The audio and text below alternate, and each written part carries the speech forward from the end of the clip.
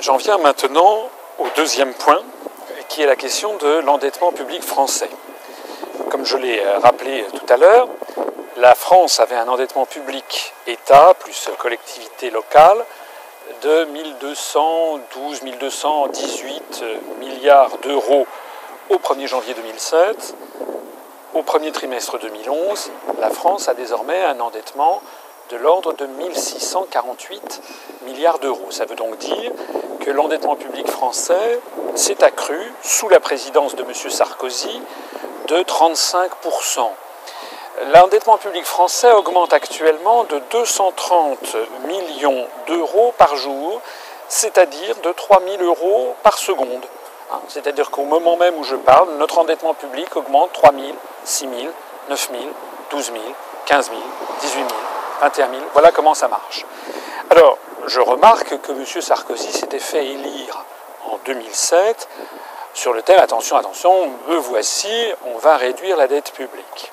Non seulement il ne l'a pas réduite, mais donc il l'a fait augmenter de l'ordre de 9% en volume par année de présidence. Alors bien sûr, on va me dire « oui, mais il y a eu la crise des subprimes, etc. » La question quand même que tout le monde devrait se poser, en France comme d'ailleurs dans l'ensemble du monde occidental, c'est d'où vient cet endettement, et cet endettement qui à l'évidence échappe à tout contrôle.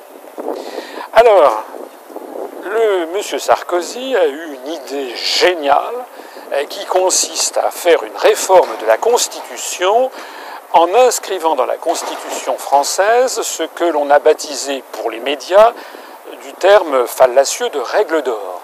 C'est-à-dire que désormais, en réalité, à terme, le principe même d'un déficit budgétaire, d'un déficit des finances publiques deviendrait inconstitutionnel. Alors quel est le sentiment que j'ai sur cette question ? Mon sentiment, c'est que cette règle est absurde, puisque de toute façon, elle préjuge de l'avenir. On n'a jamais vu un État ne pas faire de déficit à un moment ou à un autre de son histoire. On ne peut pas inscrire dans une constitution un principe de cette nature, puisque ce serait de façon certaine la nécessité de le violer. Imaginons par exemple, ce que personne ne dit dans les médias, que cette règle d'or ait existé en 2007, au moment où M. Sarkozy serait arrivé à la tête de l'État. Comment aurait-on fait ? Comment aurait-on fait comme aurait fait M. Sarkozy lui-même, qui a été obligé d'augmenter la dette publique de 35%. S'il ne l'avait pas fait, nous serions certainement entrés dans une récession catastrophique.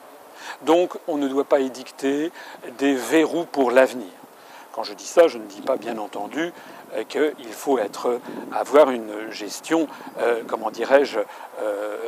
dépensière de tous les deniers publics. Mais on ne doit pas s'interdire, par principe, de faire du déficit, parce que nous savons que nous ne pourrons pas le tenir. Ça rappelle un petit peu, vous savez, cet amendement de la Constitution américaine dans les années 30 qui avait interdit l'alcool. Ça s'est appelé la prohibition, ça a duré quelques années. Il a fallu supprimer cet amendement de la Constitution puisqu'il n'avait fait en réalité que de développer la mafia tous azimuts. Voilà, donc on ne peut pas préjuger l'avenir sur des sujets de cette nature. Alors pourquoi M. Sarkozy veut-il faire inscrire cette règle d'or, entre guillemets ?